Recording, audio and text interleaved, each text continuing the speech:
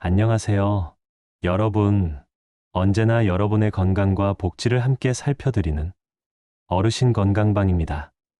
많은 분들이 내가 기초연금을 받을 수 있을까 하고 궁금해 하시는데요.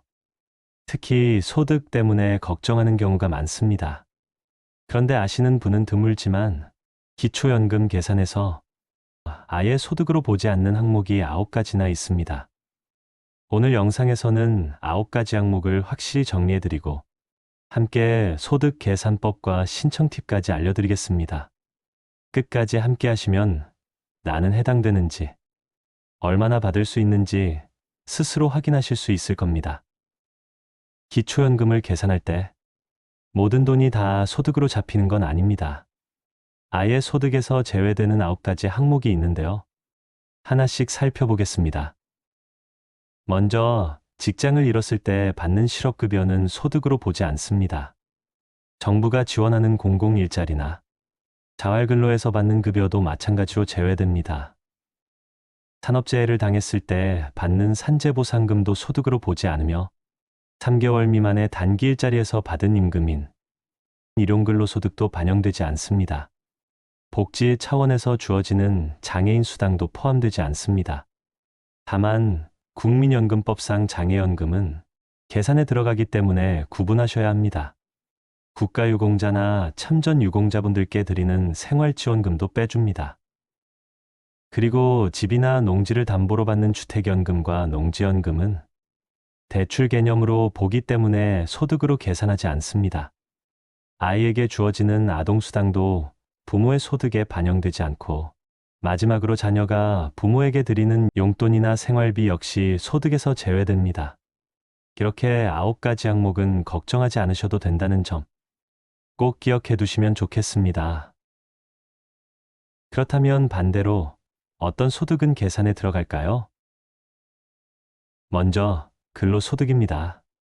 3개월 이상 꾸준히 받는 월급은 소득으로 보지만 여기에는 공제가 적용됩니다.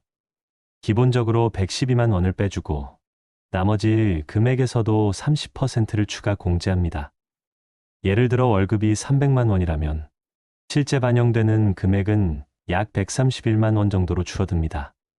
임대 소득도 반영되는데요.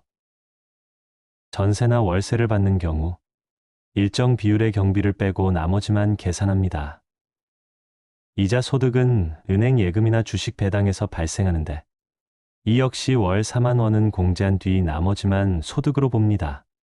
자녀 집에 무료로 거주할 경우에는 살고 있는 집의 월세값을 계산해서 소득으로 간주해 반영합니다. 또한 개인연금 같은 연금소득은 공제 없이 전액 반영되고 국민연금이나 산재보험금, 국가유공자급여 같은 공적 이전 소득도 100% 계산됩니다. 마지막으로 농사나 가게운영 등에서 얻는 사업소득은 단순 경비율을 적용해 일정 부분만 반영됩니다. 조금 더 쉽게 이해하시도록 예시를 들어보겠습니다. 68세 김 어르신의 경우 월급이 120만 원이고 은행이자로 한 달에 5만 원을 받으며 자녀가 생활비로 30만 원을 드리고 있습니다. 이때 월급 120만 원은 먼저 기본공제 112만 원을 빼고 남은 금액에서 30%를 공제하니 실제 반영되는 금액은 약 5만 6천 원이 됩니다. 은행이자 5만 원은 월 4만 원 공제를 적용하니 만 원만 소득으로 잡히지요. 자녀가 주는 생활비 30만 원은 소득에서 아예 제외됩니다. 따라서 김 어르신의 소득 인정액은 합쳐서 6만 6천 원 정도만 계산되는 겁니다. 이처럼 직접 계산해보면 생각보다 많은 분들이 기초연금을 받을 수 있다는 사실을 알 수 있습니다. 오늘 내용을 다시 정리해드리겠습니다. 기초연금은 신청자 본인과 배우자의 소득, 재산, 그리고 부채까지 모두 고려해 산정합니다. 하지만 방금 말씀드린 9가지 항목은 아예 소득에서 빼주기 때문에 불필요한 걱정은 덜어도 됩니다.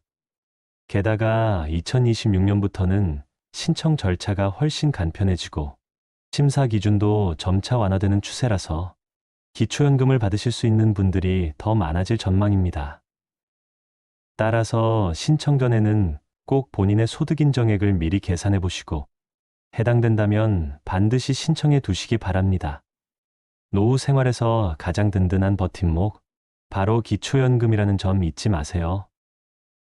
오늘 내용이 도움이 되셨다면 앞으로도 빠르고 정확한 복지 정보를 놓치지 않도록 구독과 좋아요 부탁드립니다.